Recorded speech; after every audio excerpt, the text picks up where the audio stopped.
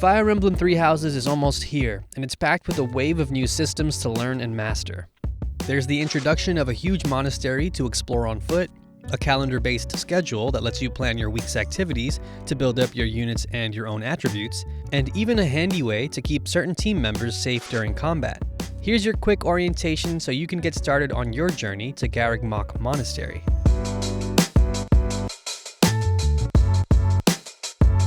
Returning Fire Emblem players will find the battle system familiar. For newcomers, you move around a large grid and position units to successfully take out enemies in turn-based battles. What makes Fire Emblem battles so nerve-wracking is if you happen to lose a member of your team, they're gone for good.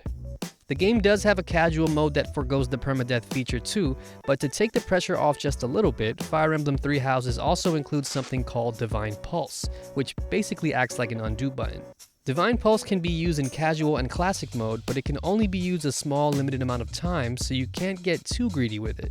If you really want, you could just ignore it too. I have no shame admitting that I'll definitely be using it to bring back a healer or an archer. Don't judge me. Before you head off into battle, you've got to do your homework at the Garreg Mach Monastery, which is basically Fire Emblem Hogwarts. You get to join one of 3 different, wait for it, houses based on which characters you dig the most and become their newest teacher. As a result, you're now tasked with helping develop your new gifted students into effective soldiers on and off the battlefield.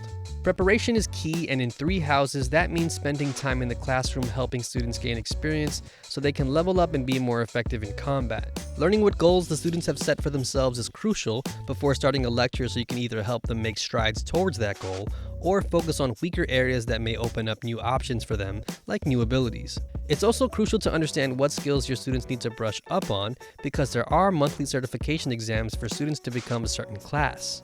These sections of the game usually take anywhere from 10 to 20 minutes at a time, but there are also mock battles and mandatory monthly battles that you can jump into early if you think you're ready for them, if you want a more steady flow of action. You could also just choose the Fire Emblem equivalent of rolling in a TV to watch a movie and select the auto instruct option too.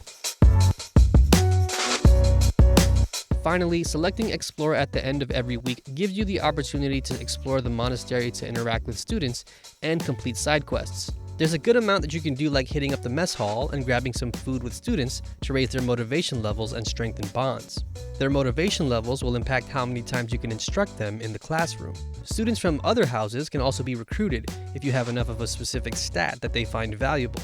Choose wisely, because anybody not recruited will return as foes down the road. You can even chat with fellow professors to improve your own skills too. Take some time to wander and get to know your new home. It'll be worth it. So there you have it. Now you're ready to go back to school and hit the books and some enemies out in the field. Make sure to head over to Kotaku.com to read our coverage for the game and check out some other gameplay clips too.